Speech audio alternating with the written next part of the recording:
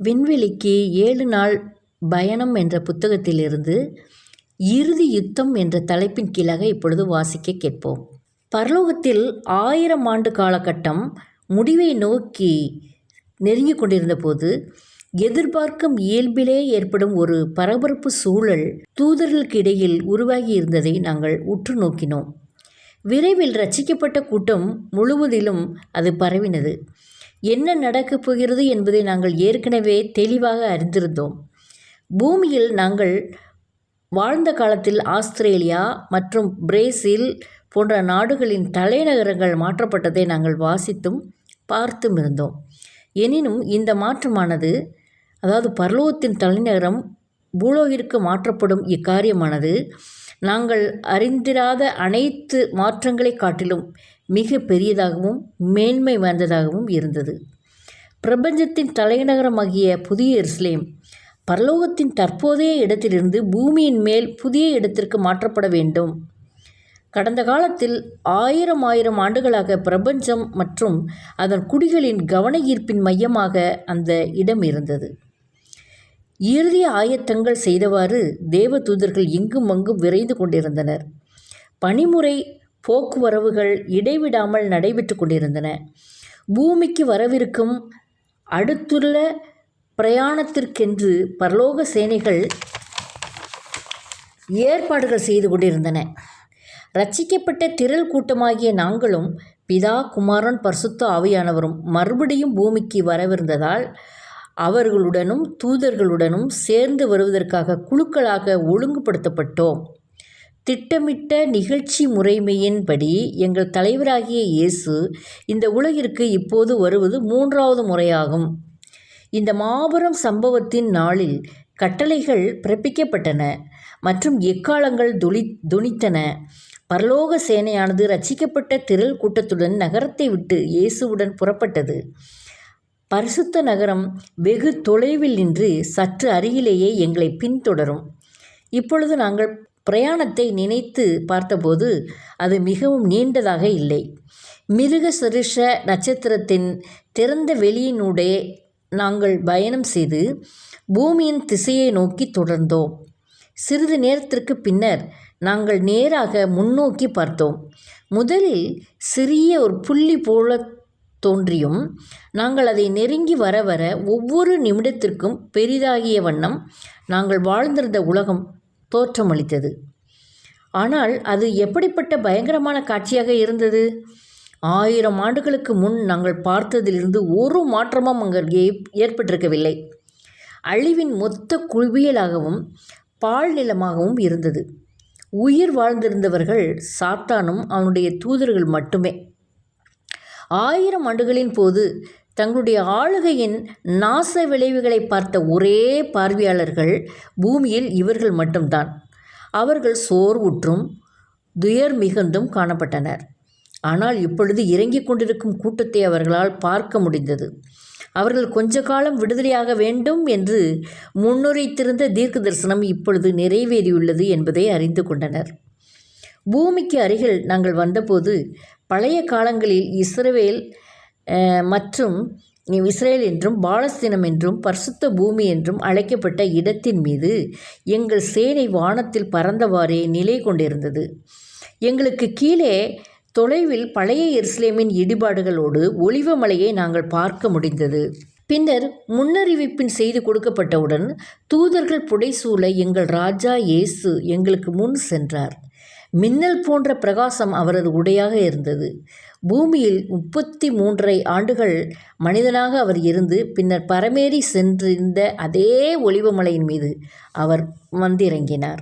அவருடைய பாதங்கள் அந்த மலையை தொட்டதும் அது 2ஆக பிளந்து ஒதுங்கி எங்களால் பார்க்க முடிந்த தூரம் வரை வடக்கும் தெற்கும் கிழக்கும் மேற்குமாக மிகவும் பெரிய சமவெளி ஆயிற்று. ஒலிவமலையும் அதன் அருகில் இருந்த சியோன் மலையுமாக இரண்டுமே அதன் நடுவில் அமைந்திருந்தன. பிரபஞ்சத்தின் தலைநகர் அமைவதற்காக ஆயத்தம் பண்ணப்பட்டிருந்த அந்த விசாலமான இடத்தை நாங்கள் பார்த்தபோது புவியியலில் நாங்கள் படித்திருந்தவற்றை நினைவு கூர்ந்து எங்களுக்குள்ளே அதை குறித்து பேசிக்கொண்டோம். கர்த்தருடைய சிங்காசனத்தை நடுவில் கொண்டவாறு அந்த நகரமானது அமையும் இடம் இஸ்ரவேல் தேசமாக இருந்த ஸ்தலம் முழுவதையும் யோர்தான், லீபனோன் மற்றும் சீனாய் தீபகற்பத்தில் பெரும்பகுதி, சீரியா, சவுதி அரேபியா, எகிப்து போன்ற நாட்டின் பகுதிகளையும் சீப்புரு தீவின் கிழக்கில் உள்ள மத்திய திரை கடலின் பகுதிக்கும் மேற்பட்ட இடத்தையும் உள்ளடக்கியதாக இருந்ததை நாங்கள் கவனித்து பார்த்தோம். கொஞ்ச நேரத்தில் நாங்கள் மேலே உற்று பார்த்தபோது மீட்கப்பட்டவர்கள் நடுவிலிருந்து ஆரவாரத்தின் துணி எழும்பினது. பட்டணம், மகா பட்டணம் பரலோகத்தை விட்டு தேவனிடத்தில் நின்று இறங்கி வந்து கொண்டிருக்கின்றது. அதன் அனைத்து பிரகாசமான ஒளியுடனும் மகிமையுடனும் அந்த நகரம் அங்கு இறங்கி வந்தது. 2000 ஆண்டுகளுக்கு முன்னர் இந்த காட்சியை கண்ட வெளிப்படுத்தின விசேஷத்தை எழுதியவராகிய யோவான் இவ்வாறு விளக்குகிறார். யோவானாகிய நான் புதிய எருசலேமாகிய பரிசுத்த நகரத்தை தேவனிடத்திலிருந்து பரலோகத்தை விட்டு இறங்கி வர கண்டேன். அது தன் புருஷனுக்காக அலங்கரிக்கப்பட்ட மணவாட்டியைப் போல ஆயத்தமாக்கப்பட்டிருந்தது.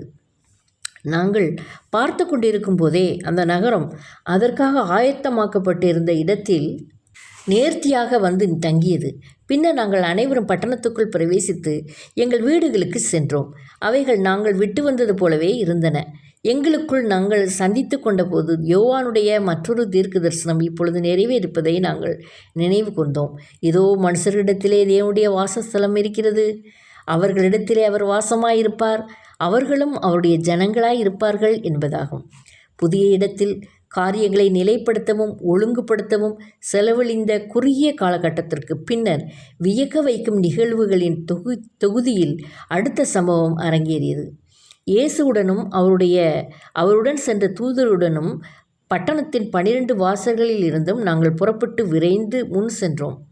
பின்னர் உயர்ந்த சாதகமான இடத்திலிருந்து பூமியை நோக்கி பார்த்தோம். ஒரு கணத்திற்கு பின்னர் காயின் காலத்திலிருந்து இயேசுவை எதிர்த்திருந்த அனைத்து துன்மார்க்கரையும் எழுந்திருக்கும்படி பயப்படத்தக்க கம்பீரமான தொனியில் இயேசு கூறினார். பூமியின் அனைத்து முனைகளிலுமிருந்தும் அவர்கள் எழும்பி வந்தார்கள். இயேசு அவருடைய எல்லா மகிமையிலும் அவருடைய தூதர்களால் சூழப்பட்டிருந்ததும் திரளான மீட்கப்பட்ட கூட்டமே அவர்களுக்கு தோன்றின முதல் காட்சியாக இருந்தது. அவரை சிலுவையில் அறைந்தவர்கள் 2வது முறையாக எழுப்பப்பட்டனர். அவருடைய கைகளிலும் கால்களிலும் ஆணிகள் கடாவப்பட்டதன் தழும்புகள் மற்றும் அவர்கள் ஈட்டியால் குத்தின விலாவின் பக்கத்தையும் மறுபடியும் பார்த்தார்கள். பூமியின் ராஜாக்களும் பிரபுக்களும் ஏழ்மை மிக்கவரும் தாழ்ந்தவரும் கற்றவர்களும் கல்லாதவர்களும் அனைவரும் சேர்ந்து வெளிவந்தனர். அனைவரும் மனுஷகுமாரனை நோக்கினர். அவரை இகழ்ந்து பரிகாசம் செய்தவர்கள், அவருடைய புனிதமான சிரசில் முள்முடி சூட்டினவர்கள், வாரினால் அவரை அடித்தவர்கள் ஆகியோருடனும் அனைவருக்காகவும் சேர்ந்து இப்பொழுது அவரை அவருடைய நிறைவான ராஜரீக மேன்மையில் பார்த்தார்கள். அவரது விசாரணையின் வேளையில் அவருடைய முகத்தின் மேல் துப்பினவர்கள் இப்பொழுது அவருடைய ஊடுருவி செல்லும் பார்வையிலிருந்தும் அவருடைய முகத்தோற்றத்தின் மகிமையினின்றும் தங்கள் முகங்களை திருப்பிக் கொண்டார்கள். தங்களால் எள்ளி நகையாடப்பட்டவரும் அவரே என்பதை அவர்கள் உணர்ந்து கொண்டார்கள். பின்னர் அங்கு ஒரு நீண்ட வேதனை நிறைந்த அழுகுரல் எழும்பியது. 1000 வருடங்களுக்கு முன்னர் செய்தது போலவே அவர்கள் மறுபடியும் ராஜாதி ராஜாவும் கர்த்தாதி கர்த்தருமானவருடைய பிரசனத்திலிருந்து விலகியோடினார்கள். அவரது பயங்கரமான மகிமை பிரசனத்திலிருந்து தங்களை பாதுகாத்துக் கொள்வதற்காக குன்றுகளிலும் பூமியின் சிதைவுகளிலும் இடையிலும் ஒளிந்து கொள்வதற்கென அவர்கள் அனைவரும் வகை தேடினார்கள். சற்று முன்னர் எழும்பியிருந்த கடற்கரை மணலத்தையான எண்ணற்ற கோடான கோடி மக்கள் 1000 ஆண்டுகளுக்கு முன்னர் எழுந்திருந்த மக்கள் கூட்டத்திலிருந்து மிகப்பெரிய வேறுபாட்டுடன் காட்சியளித்தனர். நாங்கள் ஆண்டவரை சந்தித்த போது நித்திய இளமையையும் அழகினையும் அணிந்தவர்களாக எழுந்தோம். இவர்களோ எனில் நோய், மரணம், சாபங்கள் ஆகியவற்றின் சுவடுகளை தரித்தவர்களாக காணப்பட்டனர். அவர்கள் கல்லறைகளுக்குள் சென்ற வண்ணமாகவே எழுந்து வந்தனர்.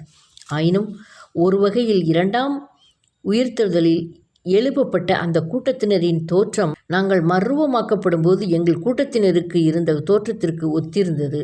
அந்த துன்மார்க்கரின் பெருங்கூட்டத்தில் ஜலப்பிரளயத்திற்கு முன் நீண்ட நாட்கள் வாழ்ந்திருந்த திரளான மக்கள் கூட்டம் இருந்தது.